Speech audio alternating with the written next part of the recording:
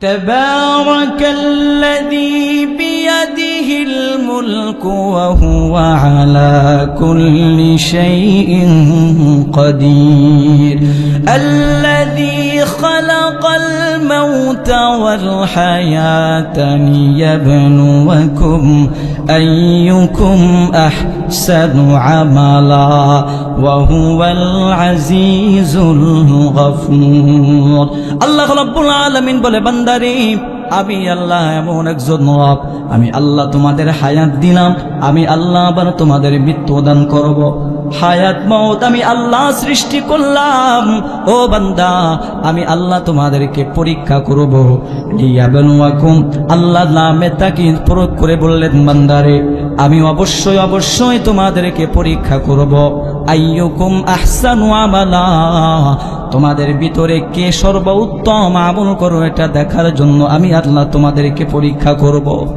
আলেম যারা আছে তারা বুঝবেন আহসান এটা ইসমে তাফজিলের সিগা অধিকতর বোঝানোর জন্য ব্যবহৃত হয় আল্লাহ তাআলা বলছেন বান্দারে আইয়ুকুম আহসানু আমালা তোমাদের ভিতরে কে সর্বোত্তম আমল করো এটা দেখার জন্য আমি আল্লাহ তোমাদেরকে প্রেরণ করেছি আল্লাহ তাআলা বলেন নাই আকথারু আমালা কে সব থেকে বেশি আমল করো এটা দেখার জন্য আল্লাহ তাআলার কাছে সব থেকে পছন্দনীয় আমল কোনটা এখানে সেটা উল্লেখ নাই কোরআনের ব্যাখ্যা যেহেতু হাদিস নবী করিম সাল্লাল্লাহু আলাইহি ওয়াসাল্লাম এর ব্যাখ্যা হাদিসের ভিতরে দিয়েছেন সহিহ বুখারীর ভিতরে আল্লাহর হাবিব সাল্লাল্লাহু আলাইহি ওয়াসাল্লাম ইরশাদ করেন قال رسول الله صلى الله عليه وسلم আল্লাহর হাবিব বলেন إن أحب الأعمال إلى الله أدومها وإن قل নিশ্চয় আল্লাহ তাআলার কাছে সব থেকে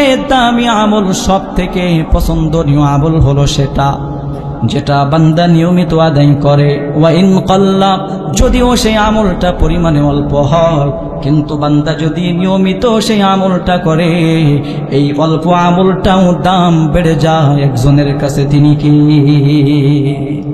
আল্লাহর নাম একটু জোরে নিতে আপনাদের সমস্যা আছে আপনারা যে জবান দ্বারা কথা বলতেছেন এই জবান দ্বারা কথা বের করতেছেন কে জোরে বলবেন তিনি কে শরীরের শক্তির মাধ্যমে কথা বলতেছি এই শরীরের ভিতরে শক্তির সঞ্চার করে থাকেন তিনি কে এই জমিনটা কার জবানটা কার সব কিছু যদি সেই আল্লাহর দেওয়া হয়ে থাকে আল্লাহর ঘর মসজিদে এসে আল্লাহর নাম একটু জোরে নিতে সমস্যা আছে আমাদের জীবনে আল্লাহ প্রদত্ত যত নিয়ামত আছে এই নিয়ামতগুলার প্রশংসা যদি শুরু করি কিয়ামত পর্যন্ত যদি করতে থাকি কখনো শেষ করা যাবে ও মুসলমান আসতে বলবেন না শেষ করা যাবে তো আল্লাহ রাব্বুল আলামিন আমাদেরকে দুনিয়াতে প্রেরণ করেছেন ইবাদতের জন্য আল্লাহ তাআলার কাছে পছন্দনীয় আমল কোনটা যেটা মানুষ নিয়মিত আদায় করে পরিমাণে যদিও সেই আমলটা অল্প হয় কিন্তু নিয়মিত হওয়ার কারণে সেই আমলের দাম বেড়ে যায় কার কাছে জবান খুলে একটু বলেন না কার কাছে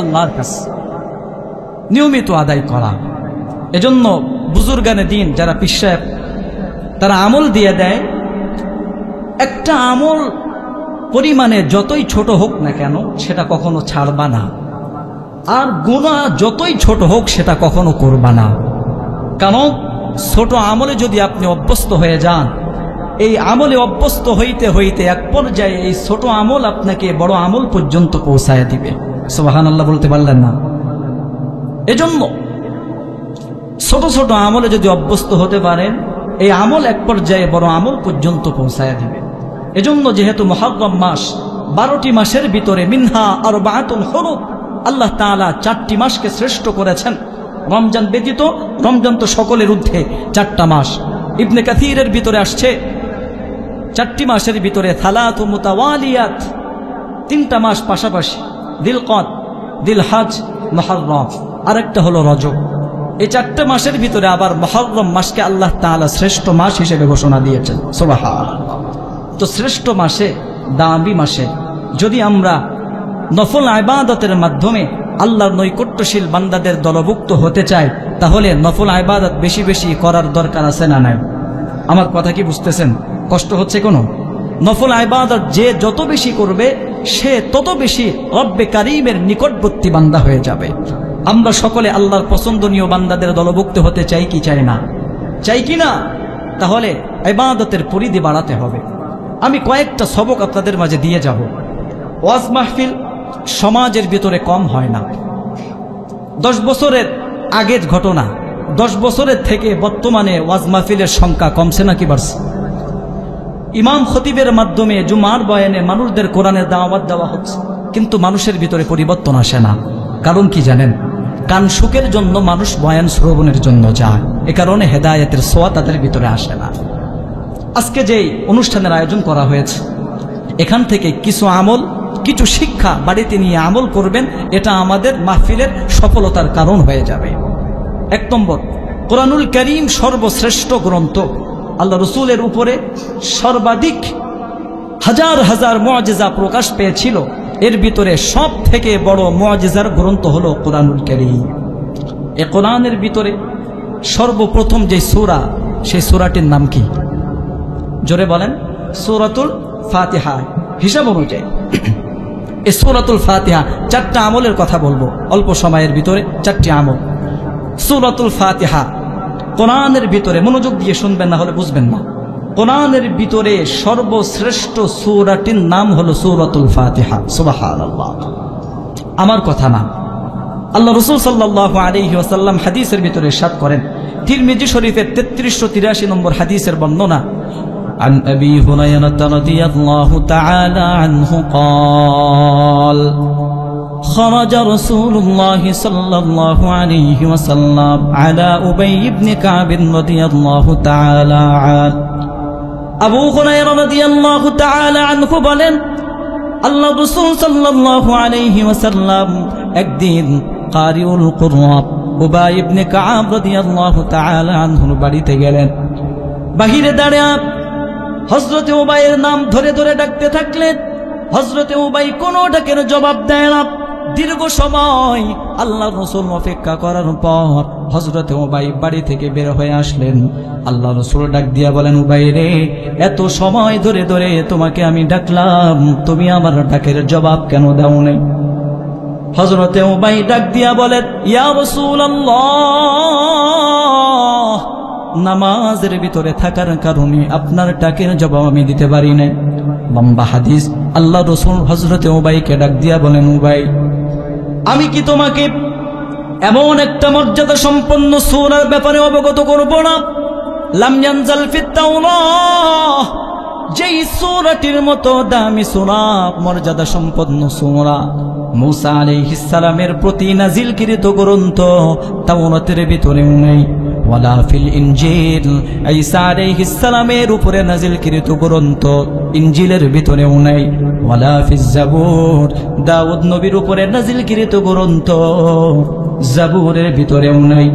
ওয়ালা ফিল ফুরকান মিথলাহা, এমনকি আল্লাহ রাব্বুল আলামিন আমার উপরে যে কোরআনুল কারীম নাজিল করেছেন, এই কোরআনের ভিতরে এমন মর্যাদা সম্পন্ন সূরা নাই। উবাই গো, আমি কি তোমাকে এমন একটা দামি সূরা সম্পর্কে অবগত করব না? হযরতে উবাই বলেন, ইয়া রাসূলুল্লাহ, অবশ্যই বলেন। আল্লাহর হাবিব তখন জিজ্ঞাসা করলেন, উবাই, কাইফা তাকরাউ ফিস সালাহ, তুমি যখন নামাজের ভিতরে দাঁড়িয়ে যাও, সর্বপ্রথম তুমি কোন সূরার মাধ্যমে নামাজ শুরু করো? হযরতে উবাই বলেন, ইয়া রাসূলুল্লাহ, নামাজের ভিতরে সর্বপ্রথম যেই সূরাটি আমি তেলাওয়াত করি, ওই সূরাটির নাম হলো সূরাতুল ফাতিহা। আল্লাহর হাবিব সাল্লাল্লাহু আলাইহি ওয়াসাল্লাম এই কথাটা শোনার পর ডাক দিয়া বলেন, উবাই রে, আমি তোমাকে যেই মর্যাদা সম্পন্ন সূরা সম্পর্কে জানাইতে চেয়েছিলাম, যেই সূরাটির মতো দামি সূরা মূসা আলাইহিস সালামের প্রতি নাজিলকৃত গ্রন্থ তাওরাতের ভিতরেও নাই, ঈসা আলাইহিস সালামের প্রতি নাজিলকৃত গ্রন্থ ইনজিলের ভিতরেও নাই, দাউদ আলাইহিস সালামের প্রতি নাজিলকৃত গ্রন্থ জাবুরের ভিতরেও নাই, এমনকি কোরআনুল কারীমের ভিতরে এমন মর্যাদা সম্পন্ন সূরা নাই। ও উবাই, সেই সূরা আর কোন সূরা নয়, ওই সূরাটির নাম হলো সূরাতুল ফাতিহা। বলেন সুবহানাল্লাহ। এই তিরমিজি শরীফের হাদিসের মাধ্যমে বুঝলাম আল্লাহর কোরআনের ভিতরে সর্বশ্রেষ্ঠ সূরাটির নাম কি। জোরে বলেন। একটু মনোযোগ দেন। এটা হলো কোরআনের ভিতরে সর্বশ্রেষ্ঠ সূরা। আর কোরআনের ভিতরে সর্বশ্রেষ্ঠ আয়াত কোনটা বলেন তো? কোরআনের ভিতরে সর্বশ্রেষ্ঠ সূরাটির নাম সূরা ফাতিহা, আর সর্বশ্রেষ্ঠ আয়াত হচ্ছে আয়াতুল কুরসি। আয়াতুল কুরসি কোথায় পেয়েছি? আবু দাউদ শরীফের 1660 নম্বর হাদিসের বর্ণনা। عن أبي بن كعب رضي الله تعالى عنه قال قال رسول الله صلى الله عليه وسلم হযরত উবাই ইবনে কাব রাদিয়াল্লাহু তাআলা আনহু বলেন, আল্লাহর হাবিব সাল্লাল্লাহু আলাইহি ওয়াসাল্লাম একদিন আমাকে বললেন, উবাই আইয়ু আয়াতিন মা'কা মিন কিতাবিল্লাহি আ'যাম। ও উবাই, তোমার কাছে আমি নবী জানতে চাই আল্লাহর কোরআনের ভিতরে সর্বশ্রেষ্ঠ আয়াত তোমার কাছে কোনটা মনে হয়? সাহাবায়ে কেরামের আদত ছিল, অভ্যাস ছিল, একটা বিষয় সম্পর্কে পূর্ণ ধারণা থাকা সত্ত্বেও তারা বলতেন এই বিষয়ে আমার থেকে সব থেকে ভালো জানেন একজন, তিনি কে? আল্লাহু ওয়া রাসূলুহু আ'লাম। এ বিষয়ে আমার চেয়ে আল্লাহ এবং তার রাসূল সব থেকে ভালো জানেন। হযরতে উবাই বলেন, আমার থেকে আল্লাহ এবং তার রাসূল ভালো জানেন। আল্লাহর হাবিব সাল্লাল্লাহু আলাইহি ওয়াসাল্লাম আবারও প্রশ্ন করলেন, আবাল মুনজির আইয়ু আয়াতিন মা'কা মিন কিতাবিল্লাহি আ'যাম। ও উবাই, তোমার কাছে আল্লাহর কোরআনের ভিতরে সর্বশ্রেষ্ঠ আয়াত কোনটা মনে হয়? হযরতে উবাই তখন চিন্তা করলেন, আল্লাহর হাবিব বুঝি আমার জবান থেকে শুনতে চায়, এ কারণে বারবার আমাকে প্রশ্নের সম্মুখীন করে। হযরতে উবাই চিন্তা গবেষণা করার পর ডাক দিয়া বলেন, ইয়া রাসূলুল্লাহ, আমার কাছে কোরআনুল কারীমের ভিতরে সর্বশ্রেষ্ঠ আয়াত যেটা মনে হয় সেই আয়াতটির নাম হলো আয়াতুল কুরসি। এই জবাব দেওয়ার পরে শিক্ষক যখন শিক্ষার্থীকে একটা বিষয় প্রশ্ন করার পর শিক্ষার্থী যখন সঠিক অ্যান্সার দেয়, শিক্ষক খুশি হয়ে তার পিঠের উপরে মৃদু আঘাত করে বলে, বাহ, কত সুন্দর চমৎকার জবাব দিয়েছ। হযরতে উবাই বলেন, আমি যখন আল্লাহ রাসূলের প্রশ্নের জবাবে বললাম আল্লাহর কোরআনের ভিতরে সর্বশ্রেষ্ঠ আয়াত হলো আয়াতুল কুরসি, আল্লাহ রাসূল তখন ফাদারাবা ফি সাদরি, আমার বুকের উপরে মৃদু আঘাত করে বলছেন, উবাই, তুমি চমৎকার জবাব দিয়েছ। আল্লাহর কোরআনের ভিতরে সর্বশ্রেষ্ঠ আয়াত হচ্ছে আয়াতুল কুরসি। সুবহান। ভাইরা আমার, আল্লাহর হাবিব সাল্লাল্লাহু আলাইহি ওয়াসাল্লাম হাদিসের ভিতরে ইরশাদ করেন, উলুগুল মারাম একটা হাদিসের কিতাব, এই কিতাবের 97 নম্বর হাদিসের বর্ণনা। ক্বালা রাসূলুল্লাহ সাল্লাল্লাহু আলাইহি ওয়াসাল্লাম, মায়ার নবী বলেন, মান ক্বারা আয়াতাল কুরসি দুবুরা কুল্লি সালাতিন মাকতুবা, আমার কোন উম্মত যদি প্রত্যেক ফরজ নামাজের পর আল্লাহর কোরআনের ভিতর থেকে আয়াতুল কুরসি তেলাওয়াত করে, এই আমলটা করতে পারে, লাম ইয়ামনাহু মিন দুখুলিল জান্নাতি ইল্লাল মাউত। রাসূল বলেন, আমার ওই উম্মতের জান্নাতে যাওয়ার ক্ষেত্রে আর কোনো বাধা থাকে না, আর কোনো প্রতিবন্ধকতা থাকে না, একটা মাত্র বাধা থাকে, সেটা হলো মৃত্যু। আমার ওই উম্মত মৃত্যুবরণ করে না, তাই জান্নাত পায় না। আয়াতুল কুরসির আমল করনেওয়ালা বান্দা যখন মৃত্যুবরণ করবে, সাথে সাথে ওই বান্দা আল্লাহর জান্নাতের মেহমান হয়ে যাবে। তাহলে এই হাদিসের মাধ্যমে বুঝলাম আল্লাহর কোরআনের ভিতরে সর্বশ্রেষ্ঠ সূরা কোনটা? একটু আওয়াজ দেন। সূরাটির নাম কি? সূরাতুল ফাতিহা। আর সর্বশ্রেষ্ঠ আয়াত কোনটা? আয়াতুল কুরসি। আপনারা যারা বসে আছেন, আপনারা কি চান যে আল্লাহর সাথে আমাদের কথা হোক? চান কি চান না? আল্লাহর সাথে কথা হোক, এটা আমরা চাই কি চাই না? আপনারা কি জানেন আমাদের সাথে আল্লাহর সাথে কথোপকথন হয়? জানেন? আমরা যখন নামাজের ভিতরে দাঁড়িয়ে যাই, যখন সূরাতুল ফাতিহা আমরা তেলাওয়াত করি, তখন আমাদের সাথে আমাদের রবের সাথে কথোপকথন হয়। সুবহানাল্লাহ। এখন বলবেন, হুজুর কথা হয় কই? শুনি না তো। ভাইরা আমার, আল্লাহর কথা শোনার জন্য যেই কানের প্রয়োজন সেই কান আমাদের নাই, এ কারণে রবের কথা শুনতে পাই না। যাদের কান ছিল, বড় বড় বুজুর্গ ছিলেন, তারা শুনতে পাইতেন। এটা আমার কথা নয়, সহিহ বুখারীর 764 নম্বর হাদিসের বর্ণনা, হাদিসে কুদসি, যে হাদিস স্বয়ং আল্লাহ বর্ণনা করেছেন, আল্লাহর থেকে রাসূল বর্ণনা করেছেন। ক্বালা রাসূলুল্লাহ সাল্লাল্লাহু আলাইহি ওয়াসাল্লাম, আল্লাহর হাবিব বলেন, قال الله تبارك وتعالى আল্লাহ তাআলা বলেন قسمت الصلاة بيني وبين عبدي نصفين আল্লাহ বলেন আমি আল্লাহ নামাজকে আমার মাঝে আমার বান্দার মাঝে দুই ভাগে বিভক্ত করে নিলাম। জোরে আওয়াজ করে বলেন না কয় ভাগে? আল্লাহ বলেন নিসফুল্লি, এক ভাগ আমি আল্লাহর জন্য, ওয়া নিসফুল্লি আবদি, আরেক ভাগ আমার বান্দার জন্য। ইযা ক্বালাল আবদু আলহামদু, বান্দা যখন তেলাওয়াত করে আলহামদু, সমস্ত প্রশংসা, আল্লাহ তাআলা তখন জিজ্ঞাসা করে বান্দারে মানিল হামদু, কার প্রশংসা তুমি করলা? বান্দা তখন বলে লিল্লাহ, আল্লাহর প্রশংসা আমি করলাম। আল্লাহ তাআলা আবার প্রশ্ন করেন রে গোলাম মানিল্লাহ, কোন আল্লাহর প্রশংসা তুমি করেছো? বান্দা তখন বলে রব্বিল আলামিন, বিশ্ব জগতের প্রতিপালক যিনি, সেই আল্লাহর প্রশংসা আমি করি। আল্লাহ রব্বুল আলামিন আবারও প্রশ্ন করেন বান্দারে মানে রব্বিল আলামিন, ও গোলাম কোন বিশ্ব জগতের প্রতিপালক আল্লাহর প্রশংসা তুমি করো? বান্দা বলে আর রহমান, যিনি হলেন রহমান। আল্লাহ তাআলা আবার প্রশ্ন করেন বান্দারে মানে রহমান, রহমান আবার কি? বান্দা তখন বলে আর রহিম, যেই আল্লাহ অতীব দয়ালু সেই আল্লাহর প্রশংসা আমি করি। বান্দা এই কথার জবাবে আল্লাহ তাআলা আবারও প্রশ্ন করেন মানে রহিম, ও বান্দা কোন দয়ালু আল্লাহর প্রশংসা তুমি করো?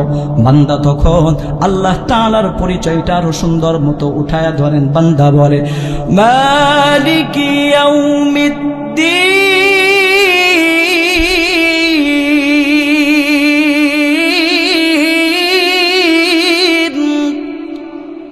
বান্দা বলে ও আল্লাহ, বিচার দিবসের মালিক যিনি, সেই আল্লাহর প্রশংসা আমি করি।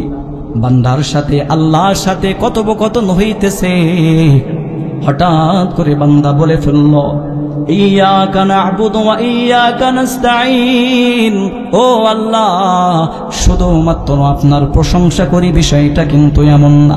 ও আল্লাহ ইয়াকা না'বুদু, তোমারই ইবাদত করি, ওয়া ইয়াকা নাস্তাঈন, আবার তোমারই কাছে সাহায্য চাই। আল্লাহ তাআলার কাছে বান্দা যখন এমন কথা বলে, আল্লাহ রাব্বুল আলামিন বলে বান্দারে আমি আল্লাহ প্রশংসা তুমি করো, আবার আমি আল্লাহর ইবাদত করো, আবার আমি আল্লাহ ছাড়া অন্য কোনো মানুষের কাছে তুমি সহযোগিতা প্রার্থনা করো না। আল্লাহ বলেন বান্দা সূরাতুল ফাতিহা তেলাওয়াত করে আলহামদুলিল্লাহি রাব্বিল আলামিন যখন বান্দা পড়ে, আল্লাহ তাআলা বলেন হামিদানি আব্দি, আমার বান্দা আমি আল্লাহর প্রশংসা করেছে। বান্দা যখন বলে আর রহমানির রহিম, আল্লাহ রাব্বুল আলামিন তখন বলে আতনা আলাইয়া আব্দি, আমার বান্দা আমি আল্লাহর গুণকীর্তন করেছে। বান্দা যখন বলে মালিক ইয়াউমিদ্দিন, আল্লাহ তাআলা তখন বলে মাজ্জাদানি আব্দি, আমার বান্দা আমি আল্লাহর বড়ত্বের ঘোষণা দিয়েছি। এভাবে বান্দার সাথে আল্লাহর সাথে কথোপকথন হয়। হঠাৎ করে বান্দা যখন বলে ফেলে আল্লাহ তোমারই ইবাদত করি, আবার তোমার কাছে সাহায্য চাই, আল্লাহ তাআলা তখন ডাক দিয়া বলেন গোলাম আমি আল্লাহর গোলামি করো, আবার আমি আল্লাহ তাআলার কাছে সাহায্য চাও। হাদা বাইনি ওয়া বাইনা আব্দি, এখানে এসে আমার সাথে আমার বান্দার সাথে এমন একটা সুসম্পর্ক তৈরি হয়ে গেছে। ওয়ালি আব্দি মা সাআলা, আল্লাহ বলেন বান্দারে এখন তুমি আমি আল্লাহ তাআলার কাছে যা কিছু চাইবা আমি আল্লাহ তোমার সব চাওয়া পূর্ণ করে দিব, সব চাওয়া পূর্ণ করবে। বান্দা কি চাইছে? বান্দা বলে আল্লাহ টাকা চাই না, গাড়ি চাই না, বাড়ি চাই না, সুন্দরী নারী চাই না, ও রব কি চাই? ওই বান্দা তখন বলে আল্লাহ টাকা লাগবে না, গাড়ি লাগবে না, নারী লাগবে না, সম্পদ লাগবে না রে আল্লাহ, যে বিষয়টা আমি তোমার কাছে চাই। আল্লাহ বলেন ইহদিনাস সিরাতাল মুস্তাকিম, ও রব মেহেরবানি করে আপনি আমাকে সরল সঠিক পথের দিশা দান করে দেন। সিরাতাল্লাযীনা আন'আমতা আলাইহিম, যে পথে আপনার নিয়ামত প্রাপ্ত বান্দারা গিয়েছে সেই রাস্তায় আমাদেরকে পরিচালিত করেন। সিরাতে মুস্তাকিম আবার কোন রাস্তা? সূরাতুন নিসার 88 নম্বর আয়াতে কারিমাতে রব বলেন, 78 নম্বর আয়াতে কারিমাতে রব বলেন ওয়া মান ইউতি'ইল্লাহা ওয়ার রাসূল ফাউলাইকা মা'আল্লাযীনা আন'আমাল্লাহু আলাইহিম মিনান নাবিয়্যিনা ওয়াস-সিদ্দীকিন ওয়াশ-শুহাদা ওয়াস-সালিহিন। নিয়ামত প্রাপ্ত বান্দা হলো 4 শ্রেণীর মানুষ, নবী, সিদ্দিকিন, শুহাদা, সালিহিন। বান্দা দোয়া করছে মাওলা মেহেরবানি করে আমাকে সরল সঠিক পথের দিশা দান করেন, বলুন আমিন। আমরা যখন পথভ্রষ্ট হয়ে যায়, লাইনচ্যুত হয়ে যায়, তখন আমাদেরকে সরল সঠিক পথের দিশা দান করেন একজন, তিনি কে? একটু আওয়াজ করে বলেন তিনি কে? আমি যদি কোনদিন পথ মমতার বন্ধনে আমায় বেঁধে সব ভুল ক্ষমা করে দিও, বলেন আমিন। ভাইরা আমার, তো সূরাতুল ফাতিহা যখন বান্দা তেলাওয়াত করে তখন বান্দার সাথে আমার রবের সাথে কথোপকথন হইতে থাকে। সুবহানাল্লাহ। তাহলে একটা আমল আমি দিলাম, সময় খুবই কম, দীর্ঘ রাত করা যাবে না। সর্বপ্রথম যেই মেসেজটা আমি দিলাম আপনাদের মাঝে সেটা হলো সূরাতুল ফাতিহা কোরআনের ভিতরে সর্বশ্রেষ্ঠ সূরা, আর আয়াতুল কুরসি কোরআনের ভিতরে সর্বশ্রেষ্ঠ আয়াত। সূরাতুল ফাতিহা তেলাওয়াত করলে রবের সাথে বান্দার সাথে কথোপকথন হয়, আর আয়াতুল কুরসি তেলাওয়াত করলে মৃত্যুর সঙ্গে সঙ্গে আল্লাহর জান্নাতের মেহমান হওয়া যায়। সুবহানাল্লাহ বলছেন না? এই ছোট্ট একটা আমল আপনাদেরকে শেখায়। সুবহানাল্লাহ। বুখারী শরীফের সর্বশেষ হাদিস, কালিমাতান হাবিবাতান ইলার রহমান খফিফাতান আলাল লিসান থাকিলাতান ফিল মিজান। দুইটা কালিমা এমন আছে জিহ্বায় খুবই হালকা, মিজানের পাল্লায় অনেক ভারী, সেটা হলো সুবহানাল্লাহি ওয়া বিহামদি সুবহানাল্লাহিল আযীম। এই সুবহানাল্লাহ এত ছোট্ট একটা আমল, এর ফজিলতটা শুনলে আশ্চর্য হয়ে যাবেন। আশা করি কখনো শোনেন নাই, একটু মনোযোগ দিয়ে শোনেন। মনোযোগ আছে আপনাদের? খারাপ লাগতেছে আপনাদের?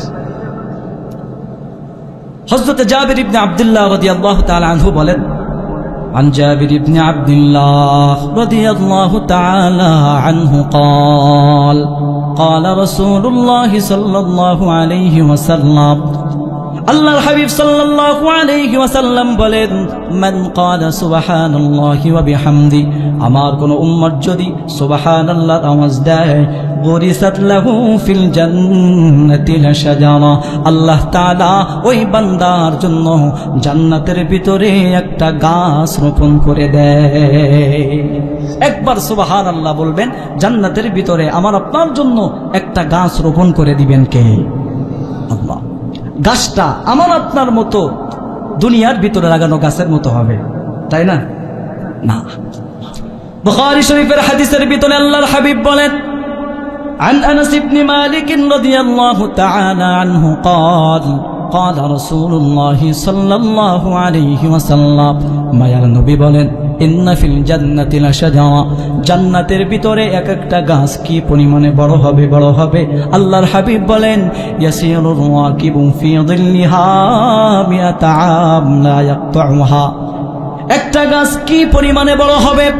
মায়ার নবী বলেন, একবার সুবহানাল্লাহ বান্দা যখন বলে, আল্লাহ রাব্বুল আলামিন ওই বান্দার জন্য জান্নাতের ভিতরে একটা গাছ রোপণ করে দেন। কেমন বিশাল গাছ হবে? আল্লাহর হাবিব বলেন, জান্নাতের একটা ঘোড়ার মাধ্যমে যদি লাগাতার 100 বছর পর্যন্ত দৌড়ানো হয়, ওই গাছটা এত বিশাল হবে, বিশাল হবে, 100 বছর লাগানো দৌড়ানোর পরও গাছের ছায়া অতিক্রম করতে পারবে না। বলেন সুবহানাল্লাহ। জান্নাতের ভিতরে যে গাছটা রোপণ করা হবে, 100 বছর দৌড়ানোর পর গাছের ছায়া অতিক্রম করা যাবে না।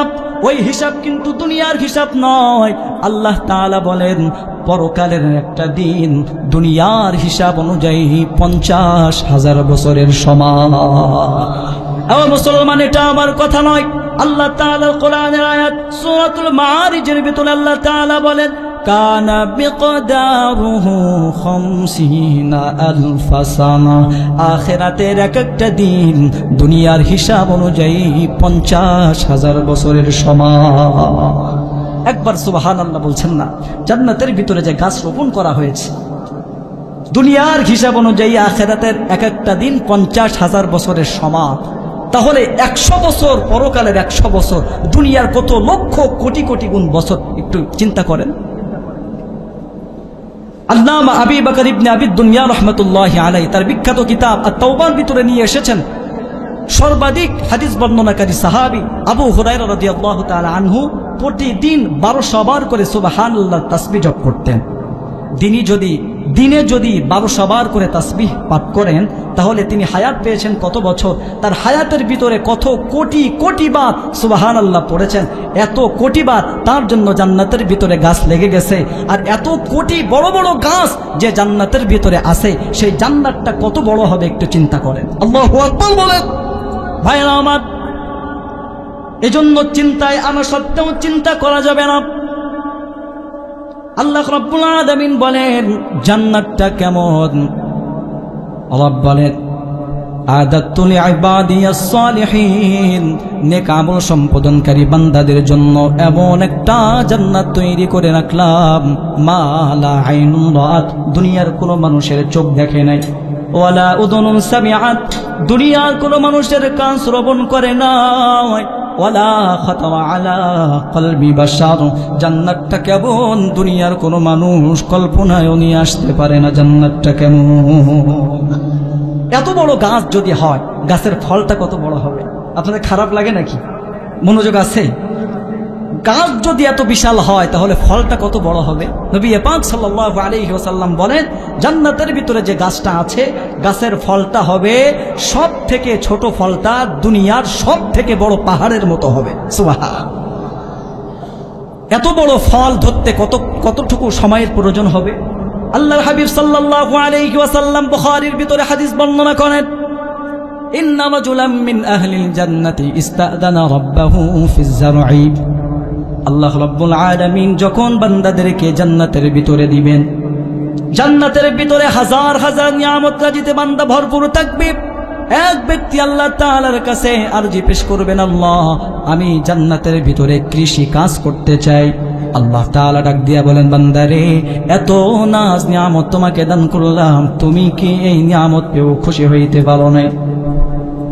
ওই বান্দা তখন বলবে, আপনি তো কোরআনের ভিতরে বলেছেন লাকুম ফিহা মা তাশতাহি আনফুসুকুম ওয়া লাকুম ফিহা মা তাদউন, দুনিয়ার ভিতরে যারা নেক আমল করে পরকালের বাসিন্দা হইবা, তোমাদের জন্য আল্লাহ তাআলা যে জান্নাতের ওয়াদা দিয়েছেন, ওই জান্নাতের ভিতরে অন্তরের ভিতরে যা কিছু তামান্না করবা সাথে সাথে তোমার সামনে হাজির হয়ে যাবে। ওই বান্দা যুক্তি পেশ করবে, আল্লাহ মনে মনে যা চাইবো তা দিবেন বলেছেন, আবার মুখে যেটা দাবি করব সেটাও দিবেন এটাও বলেছেন। এখন জান্নাতের ভিতরে আমার যা ইচ্ছা আমি সেটাই করব, আমার মন চেয়েছে কৃষি কাজ করব, এটা আমি করতে চাই। আল্লাহ বলেন, বান্দা ঠিক আছে তুমি কৃষি কাজ করো।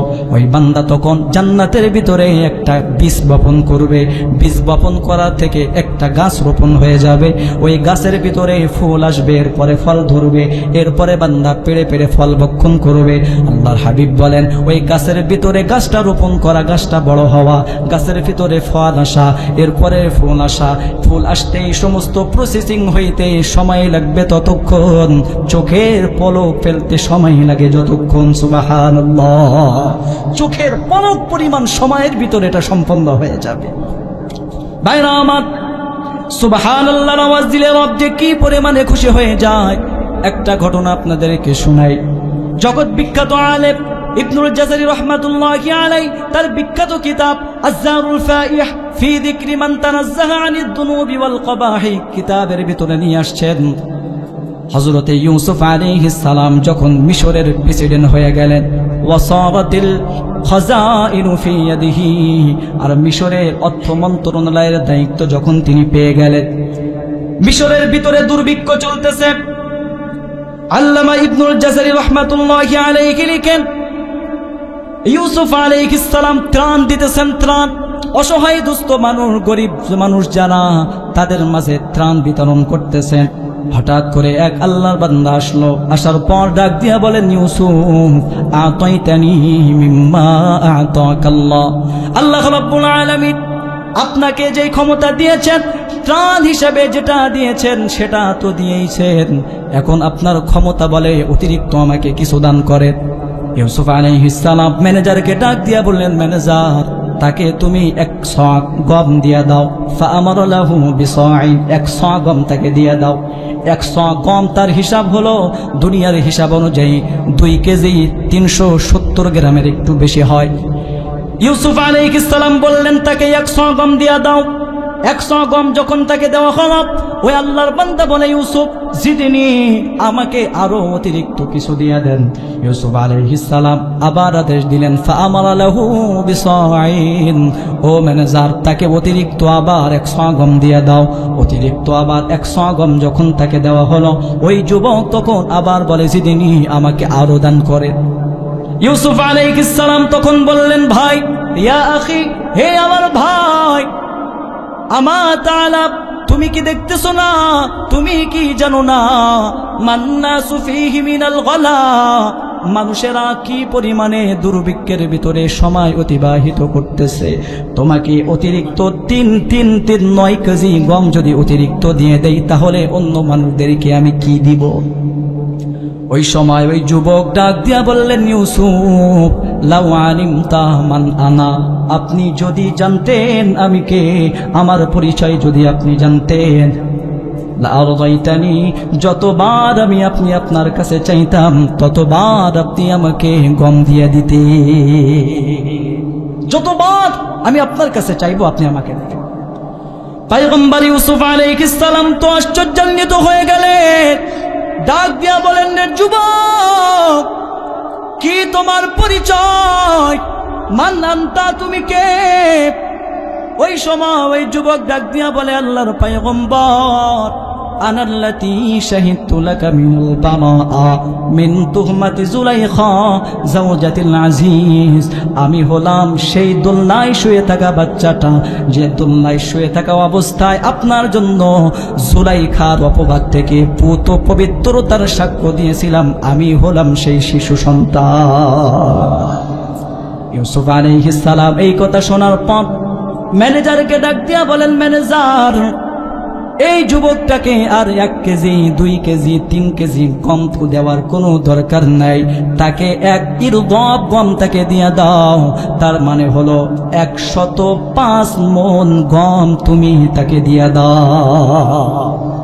এই ঘটনার পর আল্লামা ইবনুল জাযারি রাহমাতুল্লাহি আলাইহি লিখেন, ফাআওহা আল্লাহু আযজা ওয়া জাল্লা ইলা ইউসুফ আলাইহিস সালাম, আল্লাহ রাব্বুল আলামিন পয়গম্বর ইউসুফ আলাইহিস সালামের কাছে প্রত্যাদেশ করলেন, ওহী নাজিল করার মাধ্যমে বললেন, ইউসুফ, হাদা আতাউকা লিমান শাহিদা লাকা মিনাল বারাআ মাররাতান ওয়াহিদা, ও ইউসুফ, যেই সন্তান তোমার জন্য জীবনে একটা বার পবিত্রতার সাক্ষ্য দেওয়ার কারণে তুমি তার উপরে এত পরিমাণে সন্তুষ্ট হয়ে গেলা যে তুমি তাকে অতিরিক্ত 105 মণ গম তাকে দিয়া দিলা।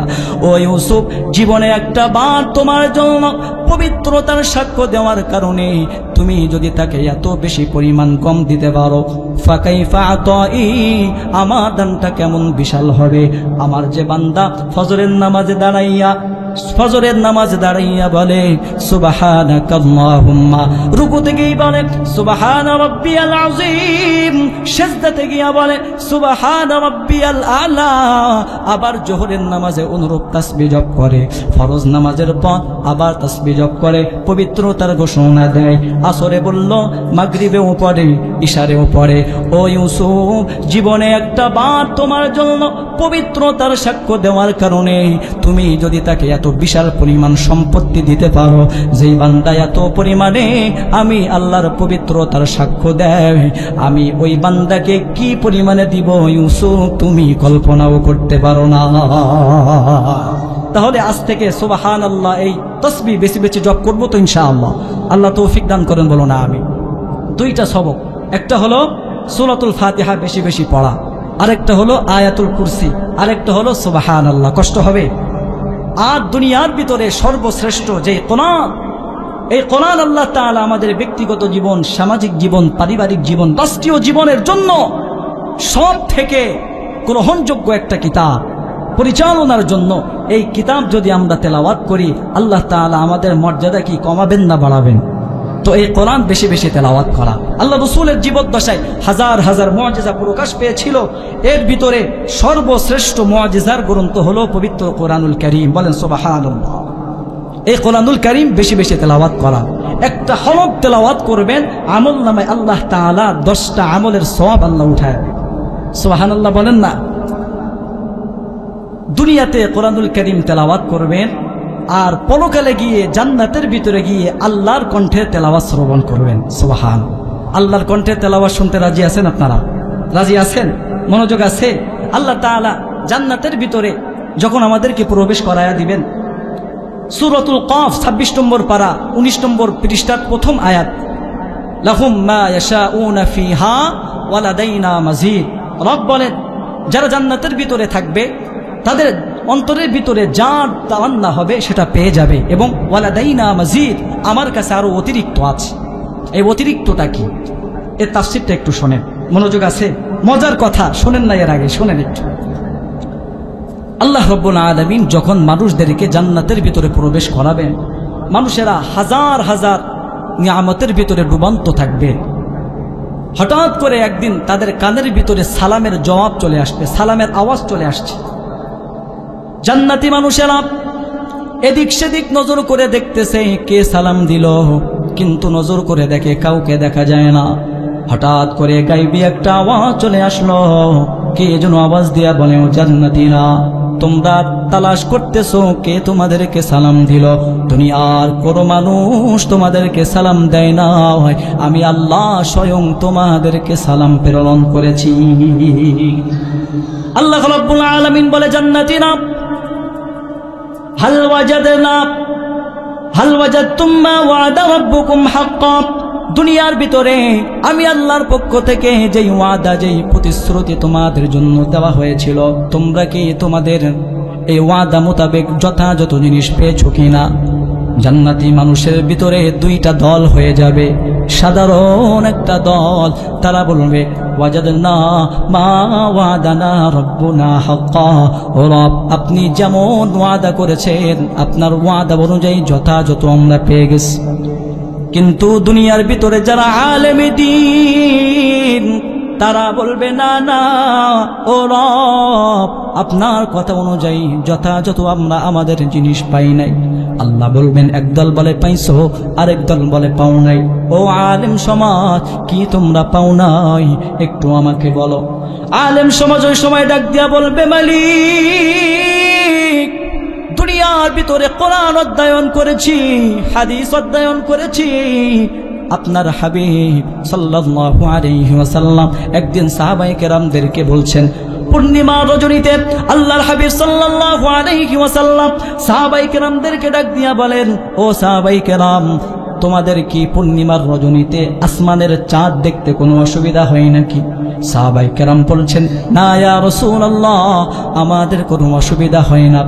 আল্লাহর হাবিব সাল্লাল্লাহু আলাইহি ওয়াসাল্লাম তখন বলেন, সাতারাউনা রাব্বাকুম কামা তারাউনা হাদাল কমার লাইলাতাল বদর।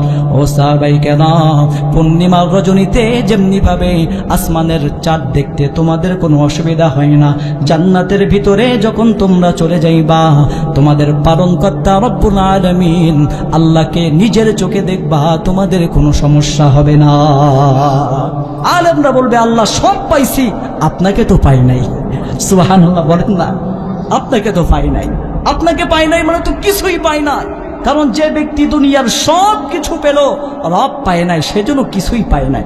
আবার সব কিছু থেকে মাহরুম হয়ে গেছে, রবকে পেয়ে গেছে, সেজন্য সব কিছুই পেয়ে গেছে।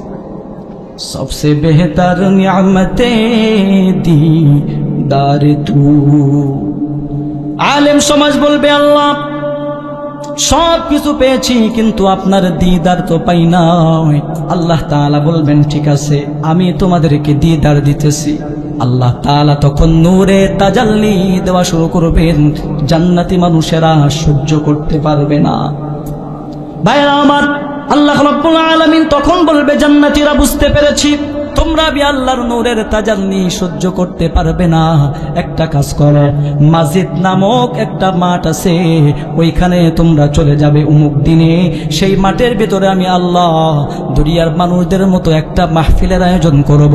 ওই মাজিদ নামক মাঠের ভিতরে চলে যাও, আমি আল্লাহ সেখানে নিজে গিয়ে তোমাদের দিদার নামে ধন্য করে দিব। বলেন সুবহানাল্লাহ। দুনিয়ার ভিতরে মানুষ যখন আত্মীয় স্বজনদের বাড়িতে বেড়াইতে যায়, সুন্দর মতো সুসজ্জিত হয়ে সাজুগুজু করে সুন্দর মতো পরিপাটি হয়ে আত্মীয় স্বজনদের বাড়িতে বেড়াইতে যায়, জান্নাতি মানুষেরা আল্লাহ তাআলার সাথে মুলাকাতের জন্য সুন্দর মতো সুসজ্জিত হয়ে সেখান থেকে রওনা হয়ে গেল। আল্লাহ রাব্বুল আলামিন ফেরেশতাদেরকে ডাক দিয়া বলেন, ফেরেশতারা আমি আল্লাহ তাআলা মাহফিলের আয়োজন করব, সুন্দর মতো আয়োজন করো। ফেরেশতাদের মাধ্যমে আল্লাহ তাআলা বলেন, বিশাল একটা প্যান্ডেলের ব্যবস্থা করো, এই স্টেজের উপরে 3টা চেয়ারের ব্যবস্থা করে দাও। একটা চেয়ার হবে সভাপতির চেয়ার, আরেকটা চেয়ার প্রধান অতিথির চেয়ার, আরেকটা চেয়ার হলো বিশেষ অতিথির চেয়ার। 3টা চেয়ারের ব্যবস্থা করে দাও। আর আমার মেহমান যারা আসবে, আমি আল্লাহ তাআলার সান্নিধ্য অর্জনের জন্য প্রত্যেক জান্নাতি মানুষদের জন্য এক একটা করে রাজকীয় সিংহাসনের ব্যবস্থা করে দাও। জান্নাতি মানুষেরা রওনা হয়ে যাবে। যে মাঠের ভিতরে এই মাহফিলের আয়োজনটা করা হবে, সেই মাঠটা তো আপনাদের স্কুলের মাঠের মতো মাঠ নাকি?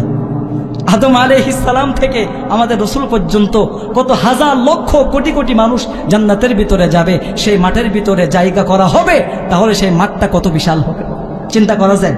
একটু ধারণা কি একটু আপনাদেরকে দিব, মাঠটা কেমন বড় হবে একটু ধারণা দিয়ে শোনেন। আল্লাহ রাসূল একদিন বসা, জিবরিল আমিন আল্লাহর হাবিবের কাছে আসছে, হাতের ভিতরে কি যেন একটা কাগজ লেখা, হাতের ভিতরে একটা কাগজ। আল্লাহর হাবিব সাল্লাল্লাহু আলাইহি ওয়াসাল্লাম জিজ্ঞাসা করলেন, ভাই জিবরিল মা ফি ইয়াদিকা, তোমার হাতের ভিতরে এটা কি?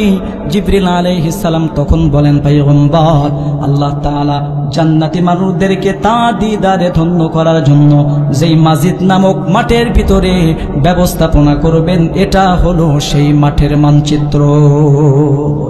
মাঠটা কত বিশাল হবে? আল্লাহর হাবিব সাল্লাল্লাহু আলাইহি ওয়াসাল্লাম জিবরিলের কাছে জিজ্ঞাসা করলেন। জিবরিল আমিন বলেন, ইয়া রাসূলুল্লাহ মাঠটা কত বড় হবে এটা তো বলতে পারবো না, তবে একটা ধারণা আছে, দিতে পারি। আল্লাহ তাআলা জিবরিল আলাইহিস সালামকে কয়টা ডানা দিয়ে সৃষ্টি করছিলেন কেউ জানেন না? 600 জানাহ, 600 ডানা। কয়শো ডানা? 600 ডানা দিয়ে জিবরিল আমিনকে সৃষ্টি করেছিলেন। জিবরিল আলাইহিস সালাম আল্লাহর হাবিবকে বলেন, পয়গম্বর মাজিদ নামক মাঠটা কত বিশাল মাঠ এটা আমি বলতে পারবো না, কিন্তু একটা কথা বলতে পারি, সেটা থেকে বোঝা যাবে মাজিদ নামক মাঠটা কত বিশাল বড় মাঠ হবে। আল্লাহ রাব্বুল আলামিন আমাকে 600 ডানার মাধ্যমে সৃষ্টি করেছেন। কোনদিন এই 600 ডানার শক্তি পরীক্ষা করি নাই। আল্লাহ তাআলার কাছে একদিন আরজি পেশ করলাম, আল্লাহ 600 ডানার মাধ্যমে আপনি আমাকে সৃষ্টি করেছেন, কিন্তু কোনোদিন 600 ডানার পরীক্ষা তো করলাম না। ওরা একটা বার পরীক্ষা করতে চাই, ডানার ভিতরে শক্তি সামর্থ্য কতটুকু আছে। রব বলেন, ঠিক আছে জান্নাতের ভিতরে ঘুরে বেড়াও। জিবরিল আলাইহিস সালাম জান্নাতের ভিতরে একটা পাখার মাধ্যমে উড়াল দেওয়া শুরু করলেন। জান্নাতের ভিতরে একটা পাখা দিয়া উঠতে উঠতে আর জান্নাত শেষ হয়ে যায়, জিবরিল আলাইহিস সালামের একটা পাখার শক্তি ব্যয় হয় নাই। আল্লাহ রাব্বুল আলামিনের কাছে বললেন, রব আই মালিক জান্নাত তো ঘোরা শেষ, ডানার শক্তি তো পরীক্ষা করা শেষ হয় নাই। আল্লাহ রাব্বুল আলামিন বলে, জাহান্নাম পরিদর্শন করো, জাহান্নামে এবার ঘুরতে থাকো। জিবরিল আলাইহিস সালাম একটা ডানার মাধ্যমে উড়াল দিয়া জাহান্নাম ও ঘোড়া শেষ, ডানার শক্তি শেষ হয় নাই। আল্লাহ রাব্বুল আলামিনের কাছে বললেন, রব্বুল আলামিন বুঝতে পেরেছি আমার আপনার তৈরি এই 600 ডানার পরীক্ষা কোনোদিন শেষ হবে না। আল্লাহ রাব্বুল আলামিন বলে, জিবরিল টেনশন করো না, চিন্তা কোনো কারণ নাই, যাও যাও, আমি আল্লাহ তাআলার কাছে বান্দারা জান্নাতের ভিতরে মাজিদ নামক মাঠের ভিতরে আমার সাথে তারা দিদারের জন্য চলে আসবে, সেই মাজিদ নামক মাঠের ভিতরে চলে যাও। জিবরিল আলাইহিস সালাম বলে, ইয়া রাসূলুল্লাহ, আল্লাহ তাআলার কথা অনুযায়ী মাজিদ নামক মাঠের ভিতরে আমি চলে গেলাম। সেখানে যাওয়ার পর একটা ডানার মাধ্যমে আমি উড়াল দেওয়া শুরু করলাম। ইয়া রাসূলুল্লাহ, উঠতে উঠতে ওই যে আজ জান্নাত এবং জাহান্নাম ঘোরার পর ডানার শক্তি ব্যয় হয় নাই, মাজিদ নামক মাঠের ভিতরে উড়াল দিতে দিতে এক পর্যায়ে আমার একটা ডানার শক্তি ব্যয় হয়ে যায়। ইয়া রাসূলুল্লাহ, এরপরে আমার আরেকটা ডানা দিয়ে উড়াল দেওয়া শুরু করলাম। উঠতে উঠতে 2 ডানার শক্তি শেষ। আল্লাহ জান্নাতের ভিতরে মাজিদ নামক মাঠের গভীরতা শেষ হয় না, 3টা পাখা দিয়ে উড়াল দেওয়া শুরু করলাম, এরপরেও শক্তি শেষ হয়ে গেছে। উঠতে উঠতে উঠতে উঠতে 4টা 5টা ডানা, এমন করে করে 600 ডানার শক্তি দিয়া আমি মাজিদ নামক মাঠের ভিতরে উঠতে শুরু করলাম। উঠতে উঠতে উঠতে উঠতে এক পর্যায়ে আমার ক্লান্ত হয়ে গেলাম, আমার কষ্ট হয়ে গেল। 600 ডানার মাধ্যমে মাজিদ নামক মাঠের ভিতরে উঠতে উঠতে আমি ক্লান্ত হয়ে গেলাম। এরপরও মাজিদ নামক মাঠের দূরত্ব শেষ হয় নাই। আল্লাহ রাব্বুল আলামিনের কাছে সিজদায় লুটায়া গেলেন, ডাক দিয়া বলেন, মালিক কি পরিমাণে বিশাল মাঠ রে আল্লাহ, জান্নাত জাহান্নাম ভ্রমণ করলাম, একটা ডানার শক্তি ব্যয় হলো না, কিন্তু মাজিদ নামক মাঠটা এত বিশাল একটা মাঠ, 600 ডানার মাধ্যমে উড়াল দিয়েছি, শেষ হয়ে গেছে। রব্বুল আলামিন একটু জানতে আমার মনে চায়, এই মাজিদ নামক মাঠের ভিতরে কতটুকু আমি অতিক্রম করতে পারলাম। আল্লাহ তাআলা ডাক দিয়া বলেন, জিবরিল রে, মাজিদ নামক মাঠের ভিতরে তুমি তোমার 600 ডানার মাধ্যমে উড়াল দিয়েছ, 600 ডানার মাধ্যমে উড়াল দিয়ে তুমি মাঠের মাজিদ নামক মাঠের একটা কর্নারও অতিক্রম করতে পারো নাই। এটা হলো মাজিদ নামক মাঠ। এই মাঠের ভিতরে আল্লাহ তাআলা মাহফিলের আয়োজন করেছে। স্টেজের ভিতরে 3টা চেয়ার, সভাপতি বসবে, প্রধান অতিথি বসবে, বিশেষ অতিথি বসবে, আর প্রত্যেক জান্নাতীদের জন্য বসার জন্য এক একটা করে রাজকীয় সিংহাসনের ব্যবস্থা থাকে। জান্নাতি মানুষেরা সুন্দর সাজে সজ্জিত হয়ে আল্লাহ তাআলার সামনে দর্শনের করার জন্য, মুলাকাতে ধন্য হওয়ার জন্য তারা সেখান থেকে চলা শুরু করবে। তারা মাজিদ নামক মাঠে যখন পৌঁছে যাবে, তখন গিয়ে দেখে নয়নবিরাম সুন্দর দৃশ্য। দুনিয়ার ভিতরে এমন দৃশ্য কোথাও দেখতে পাই না। আল্লাহ তাআলা সেই মাঠটাকে এমন সুন্দর করে সাজিয়েছেন, জান্নাতি মানুষেরা নিজেদের চেয়ারে চেয়ারে গিয়ে গিয়ে বসে পড়বে। হঠাৎ করে এলান করা হবে, ঘোষণা করা হবে, এই মুহূর্তে বিশেষ অতিথি তার চেয়ারে বসে যাবেন, তার চেয়ারে আসন গ্রহণ করবেন, এই ঘোষণা দেওয়া হবে। জান্নাতি মানুষেরা অপলক নেত্রে তাকায়া থাকবে, আহারে এই সম্মানের চেয়ারে কে অধিষ্ঠিত হবে। হঠাৎ করে ঘোষণা করা হবে, জান্নাতি মানুষেরা অপলক নেত্রে তাকায়া থাকবে, তারা নজর করে দেখে বিশেষ অতিথির চেয়ারে পয়গম্বর দাউদ আলাইহিস সালাম এসে বসে যাবে। জান্নাতি মানুষরা পয়গম্বর দাউদ আলাইহিস সালামের দিকে নজর করে তাকায়া থাকবে, আর মনে মনে ধারণা করবে কি পরিমাণে ইজ্জত, কি পরিমাণে সম্মান আল্লাহ তাআলা তাকে দান করেছেন। জান্নাতি মানুষেরা হঠাৎ করে তাদের কানের ভিতরে আওয়াজ চলে আসবে, এই মুহূর্তে প্রধান অতিথি তার চেয়ারে বসে যাবেন, প্রধান অতিথি তার আসন গ্রহণ করবে। জান্নাতি মানুষেরা তাকায়া থাকবে, নজর করে দেখবে প্রধান অতিথির চেয়ারে আর কেউ নয়, আমার আপনার নবী, বিশ্ব নবী জনাবে মুহাম্মদুর রাসূলুল্লাহ এসে বসে যায়। আল্লাহ রাসূল বসে যান।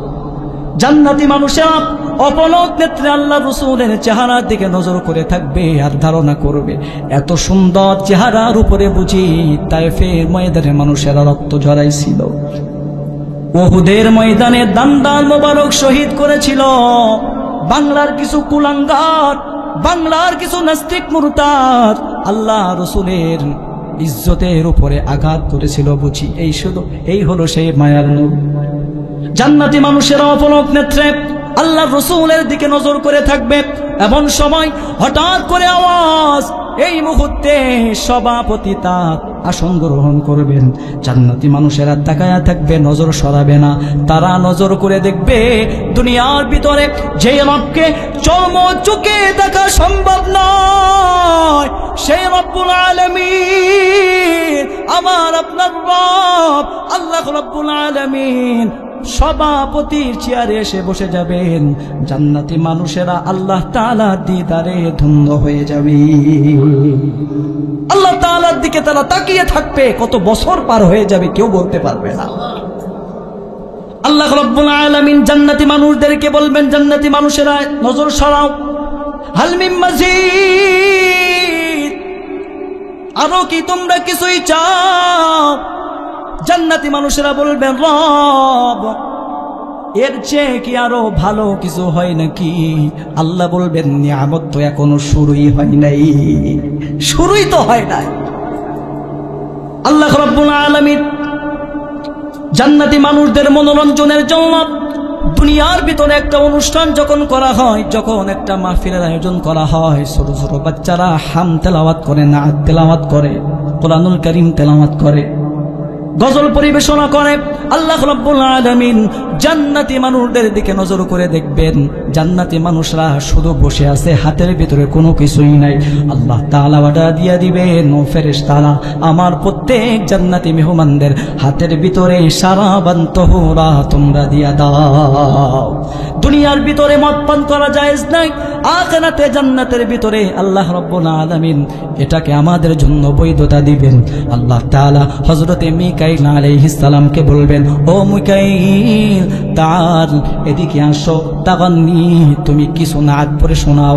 আল্লাহ রাব্বুল আলামিনের আদেশ ক্রমে মিকাইল আলাইহিস সালাম জান্নাতি মানুষদের সামনে গজল পরিবেশনা করবে।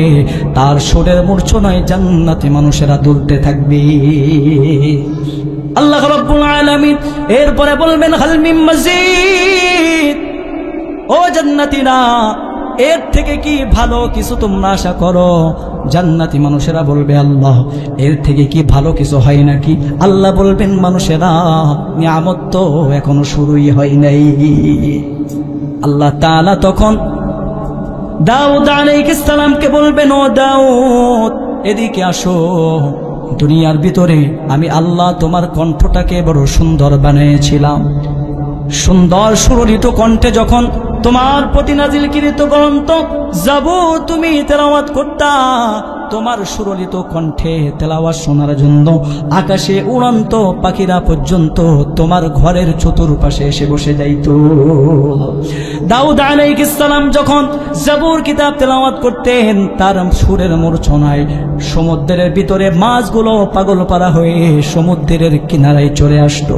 সুরের মূর্ছনায় পাগল পারা হয়ে গাছগুলো হেলতে দুলতে শুরু করত। এত সুন্দর কণ্ঠস্বর আল্লাহ তাআলা পয়গম্বর দাউদ আলাইহিস সালামকে দিয়েছিলেন।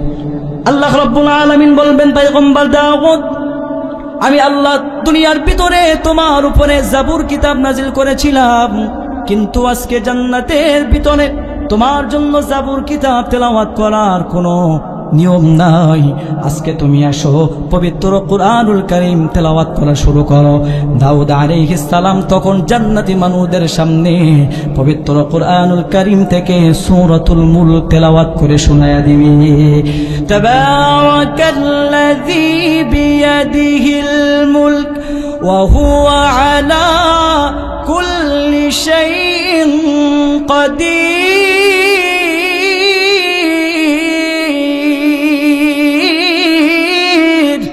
আল্লাহ রাব্বুল রব্বুল আলামিনের হুকুম যখন হয়ে যাবে, পয়গম্বর দাউদ আলাইহিস সালাম সূরাতুল মুলক তেলাওয়াত করে শোনাইবে।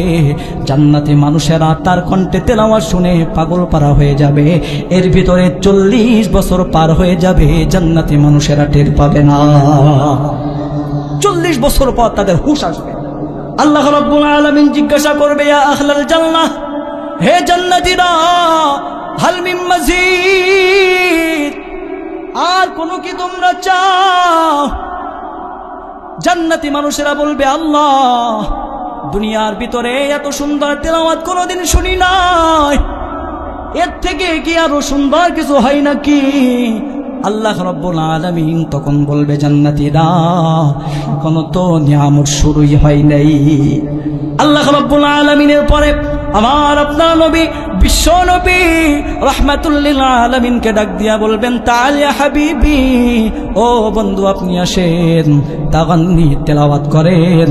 আল্লাহ রাব্বুল আলামিনের হুকুম অনুযায়ী যেই নবীকে দুনিয়ার জমিনে দেখতে পারি নাই, সৌভাগ্য নসিব হয় নাই, নবীজির জন্য কত আশিক বাংলার জমিন থেকে লক্ষ লক্ষ টাকা খরচ করে মদিনায় যায় কবর জিয়ারতের জন্য। পাগল পারা আসে নবীর সামনে বসে অপলক নেত্রে তাকায় থাকবে। আল্লাহর হাবিব সাল্লাল্লাহু আলাইহি ওয়াসাল্লাম জান্নাতি মানুষদের সামনে বসে সূরাতু ইয়াসিন তেলাওয়াত করে শোনায় দিবে। আল্লাহ রাসূলের সুরের মূর্ছনায় জান্নাতি মানুষেরা পাগল পারা হয়ে থাকবে, 500 বছর পার হয়ে যাবে, টের পাবে না।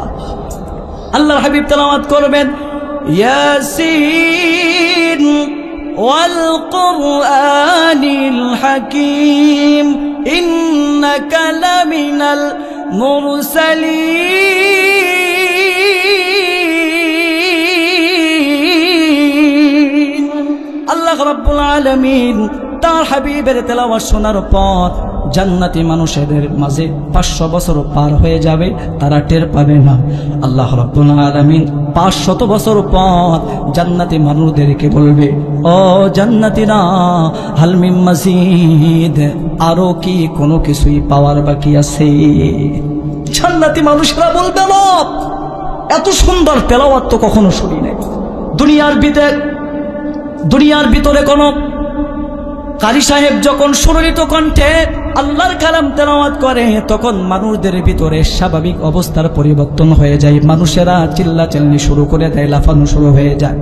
যারা হজ করতে গিয়েছেন, আব্দুর রহমান আসুদাই যখন তেলাওয়াত করে, ভালো লাগে না খারাপ লাগে? জোরে বলেন, ভালো লাগে না খারাপ লাগে? আল্লাহ তাআলা এই কোরআনুল কারীম যার প্রতি নাজিল করেছেন, ওই রাসূল যখন তেলাওয়াত করবেন তখন কেমন ভালো লাগবে একটু কল্পনা করে, কত ভালো লাগবে। কাফের বেঈমানরা কোরআনের বিরোধিতা করত। আবু জাহেলের সিদ্ধান্তে ক্রমে তারা বলল, মুহাম্মাদের কণ্ঠে কেউ তেলাওয়াত শ্রবণের জন্য যাইবা না, আজ থেকে মুহাম্মাদের কণ্ঠে তেলাওয়াত শ্রবণ করা তোমাদের জন্য নিষিদ্ধ হয়ে গেল। রাত যখন গভীর হয়ে যায়, রাতের নিস্তব্ধতার পরিবেশ যখন বিরাজ করে, আবু জাহেল চিন্তা ভাবনা করলো, আগামীকাল আমি লিডার, আমি তো ঘোষণা করেছি আজকে বুঝি আর কেউ আসবে না, আমি গোপনে গোপনে গিয়া মুহাম্মাদের কণ্ঠে সারা রাত তেলাওয়াত শুনবো। উতবা সাইবা এটা মনে করে তারা গেছে, রাতের অন্ধকারে সকলের সামনে দেখা হয়েছে। আবু জাহেল বলে, তোমাদেরকে না আসতে নিষেধ করছিলাম। তখন উতবা সাইবা, মুগীরা ওয়ালিদ তারা বলল, মাতবাড়ি সব জায়গায় কিন্তু চলে না, তুমি নিষেধ করছিলা, তুমি কেন আসলে এটা বলো।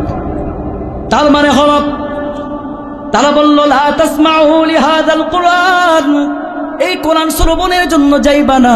যারা কোরআনের তাফসীরে বিরোধিতা করে, তখন তাদের বাড়ির সামনে যখন সুরলিত কণ্ঠে তাফসীর করা হয়, হক্কানি রব্বানি আলেম ওলামা যখন কোরআন থেকে তাফসীর করে, বিরোধিতাকারীরাও কিন্তু সেটা শুনে তাদের মনটা বিগলিত হয়ে যায়, ঠিক কিনা?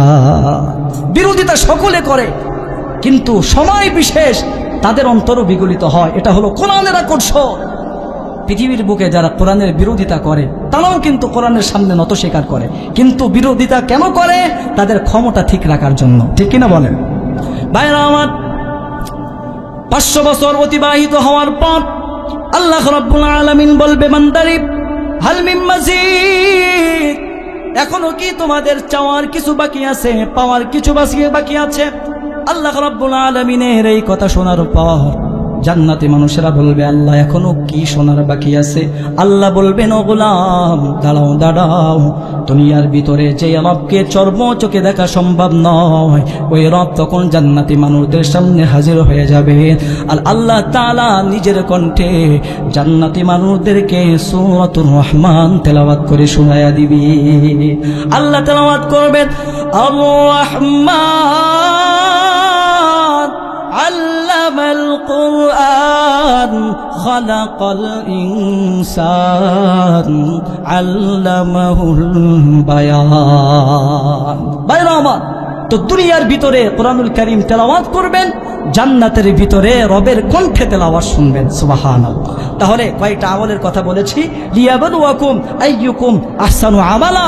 রব বলেন পৃথিবীর জমিনে প্রেরণ করলাম, হায়াত মউত দিলাম, বান্দা পরীক্ষা করব কে তোমাদের ভিতরে সর্বোত্তম আমল করো এটা দেখার জন্য। আল্লাহ তাআলার কাছে পছন্দনীয় আমল কোনটা? সহিহ বুখারীর হাদিস, ইন্না আহাব্বাল আমাল ইলাল্লাহি আদওয়ামুহা ওয়া ইন ক্বাল্লা। আল্লাহ তাআলার কাছে পছন্দনীয় আমল হলো সেটা যেটা বান্দা নিয়মিত আদায় করে, পরিমাণে যদি অল্প হয় সেই অল্প আমলটাও দাম বেড়ে যায় কার কাছে? অল্প আমল সম্পর্কে চারটা কথা বলেছি। এক নম্বর, সূরাতুল ফাতিহা বেশি বেশি তেলাওয়াত করা। যদি বেশি বেশি তেলাওয়াত করি রবের সাথে কথোপকথনের সুযোগ হয়। আয়াতুল কুরসি তেলাওয়াত করলে মৃত্যুর সঙ্গে সঙ্গে জান্নাতের মেহমান হওয়া যায়। সুবহানাল্লাহর আমল বেশি বেশি করলে পরে প্রত্যেক সুবহানাল্লাহর বিনিময়ে জান্নাতের ভিতরে এক একটা গাছ রোপণ করা হয়। এরপরে কোরআনুল কারীম বেশি বেশি তেলাওয়াত করলে পরে প্রত্যেক হরফের বিনিময়ে 10টা করে সওয়াবের মালিক হওয়া যায়। এই সব কিছু নিয়ামত আমাদের জন্য দান করেছেন কে? সারাটা জীবন যদি রবের কৃতজ্ঞতা প্রকাশ করি কখনো শেষ করা যাবে? তাহলে আমাদের সব কিছু নিয়ামত দান করেছেন কে? জোরে আওয়াজ করে বলেন না কে? আল্লাহর নাম এমন মধুর একটা নাম, যেই নাম আমরা যত জপি ততই বেশি অন্তরের ভিতরে প্রশান্তি লাভ হয়, ঠিক কিনা? আল্লাহু কি সুন্দর নাম, আল্লাহু কি সুন্দর নাম, তোমার নামে গাইব গান, তোমার নামে গাইব গান, আল্লাহু কি সুন্দর নাম, আল্লাহু কি সুন্দর নাম। তোমার গুণ গাই চাঁদ সিতারা, পাখিরা ওই নামে পাগল পারা। তোমার গুণ গাই চাঁদ সিতারা, পাখিরা ওই নামে পাগল পারা। পাহাড়ে নদী গাছ গাছালি, পাহাড়ে নদী গাছ গাছালি, সবই তোমারি দান। আল্লাহু কি সুন্দর নাম, আল্লাহু কি সুন্দর নাম। ফুল ফসলে সবুজ ভরা, সুন্দরে বসুন্ধরা, এই সকলই তোমার দান, তুমি বড়ই মেহেরবান। ফুল ফসলে সবুজ ভরা, সুন্দরে বসুন্ধরা, এই সকলই তোমার দান, তুমি বড়ই মেহেরবান। তুমি আমাদের দিয়েছ কোরআন, এই কোরআন পড়ি আমরা মুসলমান। তুমি আমাদের দিয়েছ কোরআন, এই কোরআন পড়ি আমরা মুসলমান। এই কিতাব পড়ে আমাদের জীবন ধন্য হলো মন প্রাণ। আল্লাহু কি সুন্দর নাম, আল্লাহু কি সুন্দর নাম, তোমার নামে গাইব গান, তোমার নামে গাইব গান। আল্লাহু কি সুন্দর নাম, আল্লাহু কি সুন্দর নাম, আল্লাহু কি সুন্দর নাম। মারহাবা বলবেন না ভাইরা আমার? যতটুকু কথা আমি বলেছি, আলোচনা করেছি, কোরআন সুন্নাহর ভিতর থেকে বলেছি, বাইরে কোনো কথা বলি নাই। এরপরেও যদি কোনো কথা মুখ দ্বারা বের হয়ে যায়, আল্লাহ তাআলা যেন সেটি পর থেকে মুছে ফেলে দেন। যতটুকু কথা হয়েছে আল্লাহ রাব্বুল আলামিন আমাদেরকে, বক্তা শ্রোতা সকলকে পূর্ণাঙ্গভাবে আমল করার মাধ্যমে রব্বে কারীমের সন্তুষ্টি অর্জনের তৌফিক দান করুন, বলুন আমিন। আপনারা সকলে দোয়া করবেন আমার জন্য। আমার একটা বাচ্চা সন্তান হয়ে মৃত্যুবরণ করেছে, আল্লাহ তাআলা উঠিয়ে নিয়েছেন। আপনাদের কাছে দোয়া চাই। দুনিয়ার ভিতরে সব থেকে মহব্বতের কিছু জিনিস থাকে, তার ভিতরে একটা হচ্ছে সন্তান। ইন্নামা আমওয়ালুকুম ওয়া আওলাদুকুম ফিতনা। টাকা এবং সন্তান পৃথিবীর সমস্ত মানুষেরা ভালোবাসে। আল্লাহ তাআলা উঠিয়ে নিয়েছেন, আল্লাহ তাআলা এর বিনিময়ে ভালো কিছু দিবেন। আপনাদের কাছে দোয়া চাই, আপনারা আল্লাহওয়ালা মানুষ, আল্লাহ তাআলা যেন এর বিনিময়ে আমাকে আরো ভালো কিছু দান করেন, বলুন আমিন। আল্লাহ তাআলা যেন গোটা বাংলা জুড়ে, গোটা পৃথিবীর বুকে একজন মুখলিস দাঈ ইলাল্লাহ হিসেবে কবুল ফরমান, বলুন আমিন। যে কথাগুলো বলেছি আল্লাহ তাআলা বক্তা শ্রোতা সকলকে আমল করার তৌফিক দান করুন। ওয়া মা তাওফীক ইল্লা বিল্লাহ। আসসালামু আলাইকুম ওয়া রাহমাতুল্লাহি ওয়া বারাকাতুহু।